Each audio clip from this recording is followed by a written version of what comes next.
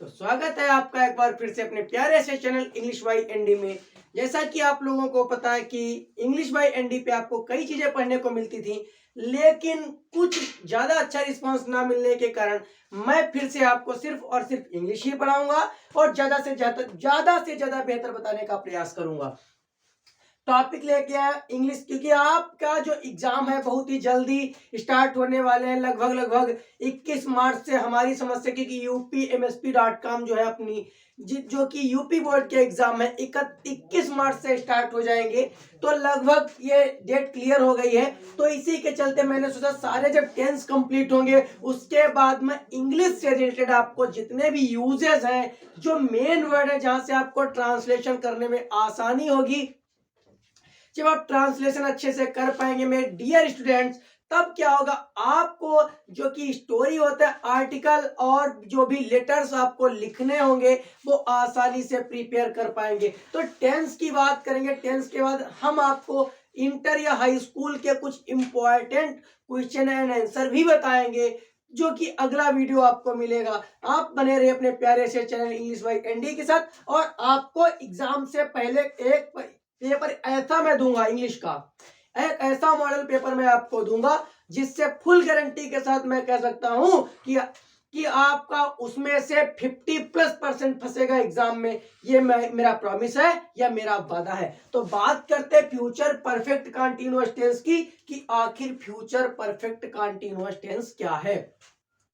इसका जो कि हम देखते हैं कि जो फ्यूचर परफेक्ट कंटीन्यूअस भविष्य की बात की जाती है मेरे प्यारे बच्चों, तो उसमें एक चीज आपको बहुत ही ज्यादा ध्यान देने की आवश्यकता है, क्योंकि ये टेंस पढ़ते तो हैं हम, लेकिन बोलचाल की भाषा में इसका प्रयोग बहुत ही कम किया जाता है, सिर्फ और सिर्फ ज्ञान के लिए। कि ये बात, क्योंकि अंग्रेजी कोई विषय, अंग्रेजी में ज्ञान रखना, अगर आपको अंग्रेजी में ज्ञान है, आप ट्रांसलेशन कर लेते हैं, स्पीकिंग कर लेते हैं, तो इसका मतलब ये नहीं कि आप बुद्धिमान है, ज्ञानी है, या मैं इंग्लिश पढ़ा लेता हूं मैं बुद्धिमान या मैं ज्ञानी हूं। नहीं, अंग्रेजी एक भाषा है, वो भी हमारी मातृभाषा नहीं, मदर टंग नहीं है हमारी। क्या है कि ज्ञान तो कुछ और ही चीज होती है प्यारे बच्चों। इंग्लिश एक भाषा हम सीख रहे हैं, ना कि हम ज्ञानी हो जाएंगे इसको सीखने से। भाषा का ज्ञान करने के लिए सीख रहे हैं, इसलिए बोलचाल की भाषा में इसका यूज होता है, उतना ज्यादा अच्छा नहीं होता है, लेकिन फिर भी पढ़ना तो पड़ेगा, क्योंकि कुछ चीजें इससे हमें रिलेटेड करनी पड़ती हैं एग्जाम के लिए। तो फ्यूचर परफेक्ट टेंस जो है, कंटीन्यूअस टेंस किस तरीके का टेंस है, इसके पहले अगर चाहो तो मैं इसके पहले आपको मैंने ये नहीं पढ़ा है कि फ्यूचर परफेक्ट टेंस क्या होता है। पहले आप फ्यूचर परफेक्ट कंटीन्यूअस टेंस के पहले फ्यूचर परफेक्ट टेंस सीख लीजिए कि फ्यूचर परफेक्ट टेंस आखिर क्या है, कैसे किया जाता है। तो सबसे पहले मैं इसकी आपको डेफिनेशन तक पहचान बताना चाहूंगा। जैसे होता है, जिन हिंदी के वाक्यों के अंत में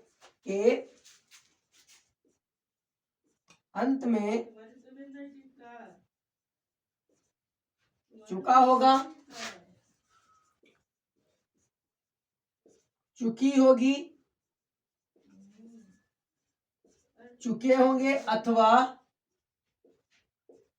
आ होगा या ई होगी, ए होंगे, यानी इस तरीके के शब्द होंगे, शब्द आए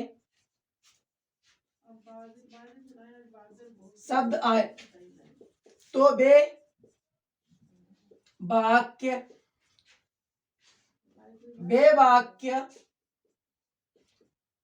फ्यूचर परफेक्ट टेंस के होते हैं। इस काल की दो सहायक क्रियाएं होती है, विल हैव और शैल हैव।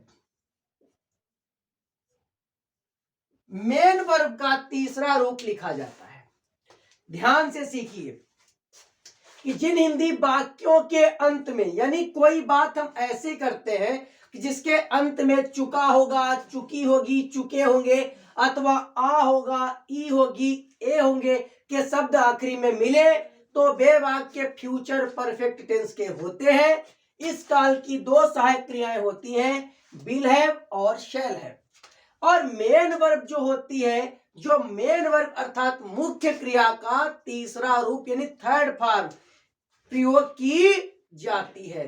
कह सकते हैं कि परफेक्ट पार्टिसिपल, यानी तीन। अब ये आपको पता हो गया मेरे प्यारे बच्चों कि ये इतना होता है। तो कहने का तात्पर्य ये है कि इस जो कोई भी परफेक्ट टेंस हो इसमें बहुत ही ज्यादा कंफ्यूजन होती है, खासकर मेरे प्यारे बच्चों फ्यूचर परफेक्ट के वाक्यों बहुत ज्यादा कंफ्यूजन होती है। पहली कंफ्यूजन क्या है आपकी?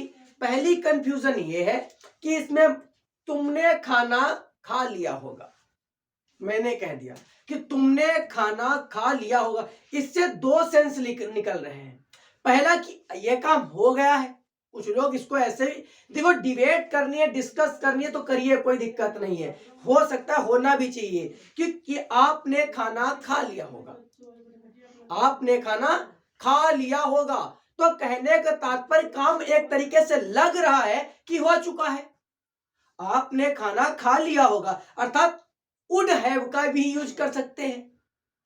यहां पर बहुत से टीचर बिल्कुल करवाते हैं, वो गलत नहीं है, एकदम एब्सोल्युटली इट्स राइट, बस सही है, क्योंकि वहां पर वुड हैव का यूज हो जाएगा। लेकिन अगर देखा जाए, अगर विल हैव या शैल हैव का भी यूज करेंगे, क्योंकि उसमें आपको टाइम पीरियड देना पड़ेगा, समय बताना पड़ेगा। फिर भी आपको यह चीज सीखनी है, इसको कैसे ट्रांसलेट करते हैं ये बात हम बताएंगे आप। तो ये बात आपको जानी, तो ये तो आपको क्लियर हो गया कि ये आपकी पहचान है फ्यूचर परफेक्ट टेंस की। नोट कर ली कि नहीं नोट कर ली? नहीं तो स्क्रीनशॉट लेते रहिए, क्योंकि ज्यादा मैं टाइम नहीं लूंगा, ज्यादा से ज्यादा 2 टेंस बचे हैं आपके, 8 टेंस कंप्लीट हो जाएंगे। यूज पढ़ना शुरू करिए, बेहतर से बेहतर सीखिए। और मैंने पहले ही कहा कि इंग्लिश जानकारी है, भाषा है, इसको जान लेना कोई ज्ञान की बात नहीं है, मेरे लिए भी नहीं, आपके लिए भी नहीं। मैं इसका यूज बताऊंगा, यूज कैसे, आपको कौन सा सेंटेंस कैसे, आपको ट्रांसलेशन। एक बच्चा है जिसका नाम तो मुझे नहीं पता है, उसने कमेंट कर रखा है, कमेंट कर रखा है कि सर आप इंग्लिश से हिंदी बताइए। बिल्कुल बताऊंगा मेरे प्यारे बच्चों, इंग्लिश से हिंदी, हिंदी से इंग्लिश, आपको दोनों कन्वर्ट ट्रांसलेशन में बता दूंगा, ट्रांसलेशन आप सीख जाएंगे। लेकिन मैं आपको बताना चाहूंगा मेरे प्यारे बच्चों कि आप ट्रांसलेशन सीख के इंग्लिश नहीं स्पीक कर पाएंगे। वो उसका भी एक रीजन है। क्या रीजन है? कि आप कोई भी चीज बोलना चाहेंगे तो आप सोचेंगे मैं ये बात बोलने जा रहा हूं, कौन से टेंस की है, कैसे बोलना, ये इंपॉर्टेंट नहीं है। इंपॉर्टेंट क्या है कि आपको वो करना है कि आप क्या चाहते हैं, आपके एक्सप्रेशंस, आपके इमोशंस, आपकी फीलिंग्स सामने वालों को समझ में नहीं, आप कहना क्या चाहते हैं। ओके, समझ में आया कि नहीं है? ये मैं जा रहा हूं, ये जरूरी नहीं कि हम गोइंग ही बोलेंगे, ये इंपॉर्टेंट नहीं। आप जा रहे तो इसको सामने वाले को अपनी बात ये बताया, आई गो, इसका मतलब जाता हूं होता है, ये नहीं आपको डरना है। मैं जा रहा हूं तो ये जरूरी नहीं कि मैं आई एम गो बोलूं या आई एम, ये इंपॉर्टेंट नहीं। मैं जा रहा हूं तो भावनाएं बतानी है, संकेत करना, कुछ मीनिंग बोल देनी है। क्योंकि इंग्लिश जो होती है कि लिखने में हमको सही लिखना चाहिए, ना कि बोलने में लगभग हमारी सारी सही होती है। जो हम कम्युनिकेशन करते हैं उसमें वर्ब का यूज कर रहे हैं कि नहीं कर रहे हैं, हेल्पिंग वर्ब का यूज कर रहे हैं कि ये इंपॉर्टेंट नहीं है। तो चलिए इसकी बात कर लेते हैं थोड़ा, जिस पे हम डिस्कशन करने जा रहे हैं। चलिए डिस्कशन क्या करते हैं, फ्यूचर परफेक्ट टेंस की बात करते हैं। फ्यूचर परफेक्ट टेंस में सबसे पहले मैं तुम्हें एक सेंटेंस बताऊंगा जो कि बिफोर या आफ्टर से। पहली चीज, कुछ बच्चे यहां पे कंफ्यूज करते हैं, हो जाते हैं, जैसे लिखा होता है बाद, क्या लिखा होता है बाद, और एक शब्द होता है बाद में, क्या लिखा है बाद, और एक लिखा है बाद। तो मैं ये बताऊंगा बाद हो या पश्चात, बाद हो या पश्चात, ये दो शब्दों के लिए प्रयोग किया जाता है आफ्टर। किसका यूज करेंगे? आफ्टर का। लेकिन जब बाद में आएगा तो इन आफ्टर नहीं प्रयोग करेंगे। समझ में आ रहा है कि नहीं? अगर बाद में लिखा हुआ है तो हम क्या करेंगे, बाद में का मतलब यहां पर होगा प्यारे बच्चों एट लास्ट। क्या हो जाएगा? At last. तो वहां पर हमें आफ्टर का यूज नहीं करना है। समझ में आया कि नहीं? तो यानी सब बात यही करनी है, हमको यही आपको समझाना है कि जो कंजंक्शन होते हैं, हमारे संयोजक होते हैं, दो वाक्यों को जोड़ने का काम करते हैं। अभी सिंथेसिस भी पढ़नी है आपको, पेपर नजदीक आ रहे, हाई स्कूल दोनों का मैं एक मॉडल पेपर आपको तैयार करके दूंगा। तो फ्यूचर परफेक्ट की बात कर रहे हैं डियर स्टूडेंट। तो फ्यूचर परफेक्ट में मैं एक सेंटेंस लिखना चाहूंगा, जैसे सूर्य निकलने, ठीक है, सूर्य निकलने से पहले, सूर्य निकलने से पहले किसान खेत जोत चुका होगा। ये तो डायरेक्टली आपको पता ही, संकेत कर, रिफर कर रहा है कि फ्यूचर परफेक्ट टेंस में, क्योंकि चुका होगा यहां पर लिखा हुआ है और यहां पर जो कंजंक्शन आया है वो पहले आया है। समझ रहे हैं ना? अगर किसी सेंटेंस में ये ऐसा सेंटेंस आता है जो फ्यूचर परफेक्ट का है और वो पहले शब्द से जुड़ा हुआ है और इसमें दो सब्जेक्ट है, यानी सब्जेक्ट आपका पहला है किसान और दूसरा है सूर्य। सूर्य भी देखो, कहने का तात्पर्य यहां पर एक चीज और देखने की बात बताना चाहूंगा मैं, ये सेंटेंस जो है यानी दोनों काम अलग अलग से कंपाउंड है, ये कंपाउंड सेंटेंस है। एक तो आपका ये किसान खेत जोत चुका होगा, ये प्रिंसिपल क्लॉज है, और ये जो आपका सूर्य निकलने से पहले कोऑर्डिनेट क्लॉज है, समान पदी। लेकिन इससे वे गहराई में नहीं जाके बाद में बताएंगे आपको। तो पहले अगर ये शब्द दिया हुआ है और इसके पहले कोई कर्ता ना हो तो कोई समस्या नहीं होती, अगर कर्ता है तो बिल्कुल अलग तरीके से बनेगा। देखते चलो, किसान खेत जो, यही पहले हम बनाएंगे, द फार्मर, आई और वी, मैं और हम वाले, क्योंकि फ्यूचर का मेरे प्यारे बच्चों कोई भी ट्रांसलेशन आप करिए, आई और वी के साथ सेल का यूज, बाकी कोई भी सब्जेक्ट हो उसके साथ बिल का यूज करते हैं। तो बिल से बने कोई, इससे कोई प्रॉब्लम नहीं। तो यानी क्या करेंगे यहां पर, बिल और है, द फार्मर बिल है। अब जोतना को क्यों, चुका की इसमें कोई मीनिंग नहीं लिखेंगे, जोतना की लिखेंगे। जोतना को कहते हैं प्लाउज्ड। क्या बोलते हैं मेरे प्यारे बच्चों? प्लाउज्ड, प्लाउज्ड बोलते हैं। प्लाउज्ड हो गया। अब क्या जोत चुका है? द फील्ड, फील्ड मीन्स होता है आपका खेत। The farmer will have ploughed the field, किसान खेत जोत चुका होगा, पहले लिखा हुआ है। तो यहां पे लिखेंगे बिफोर, सब्जेक्ट क्या है? द सन, द सन। अब निकलने, यहीं पे आप फंसेंगे।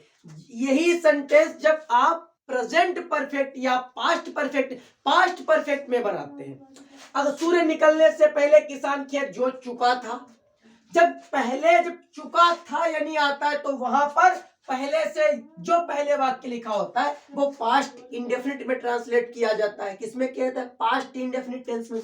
लेकिन यही जब फ्यूचर परफेक्ट में आता है तो ये वाला वाक्य प्रेजेंट इंडेफिनिट में बनता है। निकलना को कहते हैं राइज। क्या कहते हैं? राइज। और यहां पर क्या हुआ मेरे प्यारे बच्चों? राइज दिया हुआ, लेकिन ये तो एक बचन तो हो जाएगा राइजेज। क्या बन गया? The farmer will have ploughed the field before the sun rises. एक सेंटेंस और देखिए, दीपक के आने से पहले मैं यह प्रश्न, दीपक के आने से पहले मैं यह प्रश्न हल कर चुका हूंगा। देखिए, दीपक के आने से पहले मैं यह प्रश्न हल कर चुका हूंगा। फिर यदि चुका हूंगा या तो फ्यूचर परफेक्ट में ही है, तो क्या करेंगे? कर चुका हूंगा, तो यानी पहले के बाद क्या दिया? मैं, तो क्या लिखेंगे डियर स्टूडेंट? आई, और आई के साथ लगेगा सेल और साथ में आएगा है। आई शैल हैव, हल करना को क्या कहते हैं? सॉल्व बोलते हैं, solved.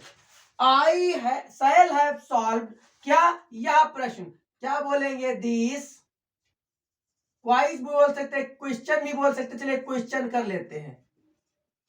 This question, I shall have solve this question, पहले के लिए क्या लगाएंगे? बिफोर,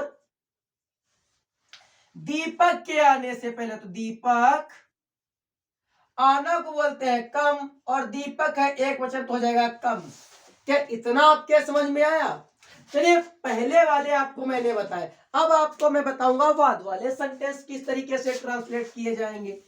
तो आप घबराइए नहीं कि आपको बेहतर से बेहतर, अभी तो आपको मैं सिर्फ और इंट्रोडक्शन करवा रहा हूं मेरे प्यारे बच्चों। इंट्रोडक्शन आप सीख रहे, अभी कुछ ही दिनों बाद आपको मैं फुल एक्सरसाइज करवाना शुरू करूंगा। क्योंकि आप हमारे चैनल से अभी तक नहीं जुड़े तो जुड़ जाइए, सब्सक्राइब करिए।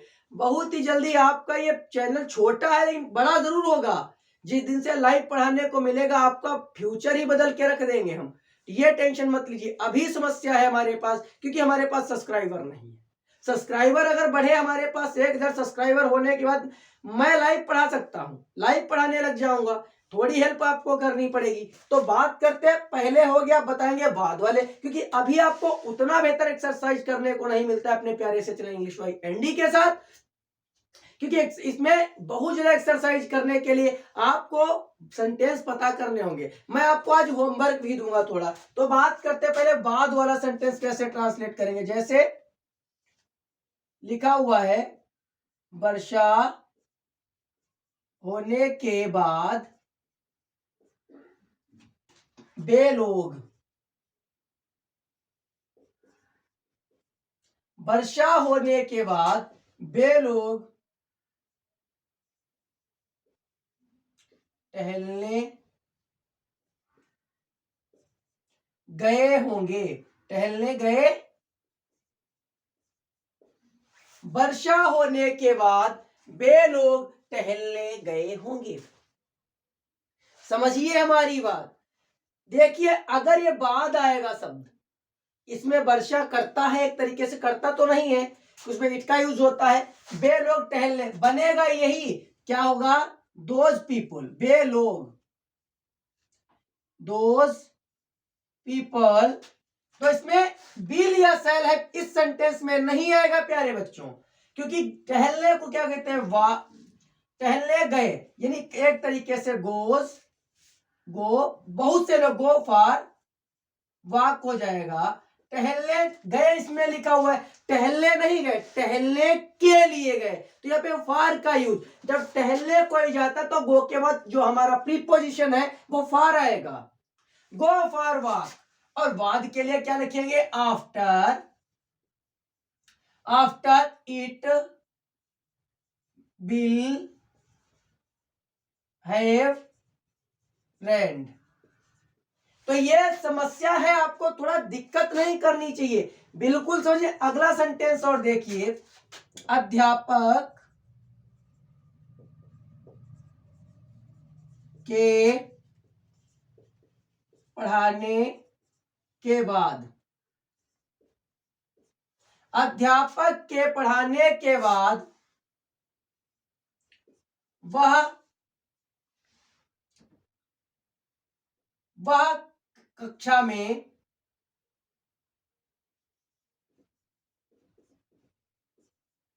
सो चुका होगा। अध्यापक के पढ़ाने के बाद वह कक्षा में सो चुका होगा, यही तो है। लेकिन यहाँ पे कंजंक्शन क्या आया है? वाद है, ये फ्यूचर परफेक्ट में, लेकिन बाद से जुड़ा है। तो क्या करेंगे? बनाएंगे यही वाला, इसमें सेल हैव या विल हैव नहीं लगाएंगे। वह, तो ही, सोना को क्या कहते हैं? स्लीप, वो एक वचन है तो स्लीप्स हो जाएगा। कहां? कक्षा में, इन the class. He sleeps in the class, बाद के लिए आफ्टर लगा देंगे। अध्यापक को क्या लिखेंगे? द टीचर लिखेंगे। टीचर सब्जेक्ट के साथ विल हैव आएगा। पढ़ाना को क्या कहते हैं? टीच का थर्ड फॉर्म टाट होता है। कंप्लीट हो गया। यानी कहने का मतलब he sleeps in the class after the teacher will have taught. यानी पहले और बाद वाले सेंटेंस फ्यूचर परफेक्ट के इसी तरीके से होंगे। चलिए अब कुछ अलग से आपको बताएंगे। एक मैं यूज बताना चाहूंगा मेरे प्यारे बच्चों, में एक छोटा सा यूज आपको बताना चाहता हूं। मैं बाद में यूज बेहतर बताऊंगा, अभी एक छोटा सा मन कर रहा है बताने का। एक यूज होता है हार्डली। हार्डली, हार्डली का मतलब होता है मुश्किल से। क्या होता है मेरे प्यारे बच्चों? मुश्किल से। इसका यूज कैसे होता है, कहां पे होता है, वो बताना चाहूंगा। चलिए एक वाक्य करता हूं। वह यह प्रश्न